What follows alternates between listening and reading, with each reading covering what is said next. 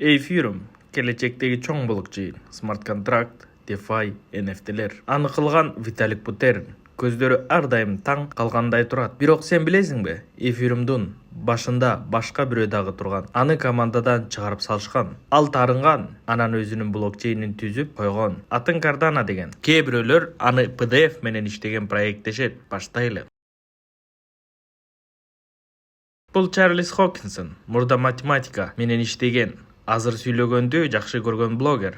Кийинип алып, так сүйлөп, видео тартып жүрөт. 2013-жылы Виталик Ethereum долбоорун баштап жатканда, ушул Чарльз кошулат. Виталик, биз эл үчүн ачык долбоор кылабыз.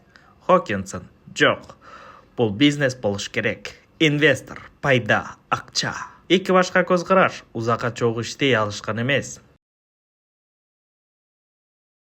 2014-жылы жыйын болот. Виталик айтат, Ethereum фонд болот, коммерция кылбайбыз. Хокинсон каршы чыгат, бул бизнес. Биз акча табышыбыз керек. Команда добуш берет, баары Хокинсонго каршы, аны Zoom'дан чыгарып салышат. Ошентип ал командадан кетет. Анан мен өзүмдүкүн жасайм деп чечет.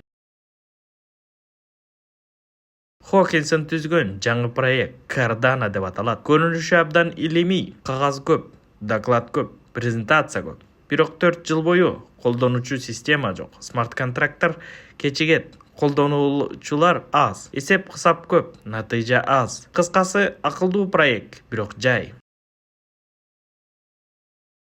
Виталик азыр дүйнөгө таанымал Ethereum иштеп жатат. Cardano болсо дагы эле өнүгүп жатат. Бирөөсү код жазды, экинчиси көп сүйлөдү. Бири иш кылды, бири түшүндүрдү. Эки адам пикирге келе албай, эки жол менен кетишти. Бирөө иштеп чыкты, экинчиси азырда бул келечек деп айтып жүрөт. Сен болсо алардын катасын кайталаба. Жөн эле башта, иште, жасалган нерсе эң мыкты жооп. Жазылып кой. Комментарий жаз. Кийинки видеолорубузда жолугабыз.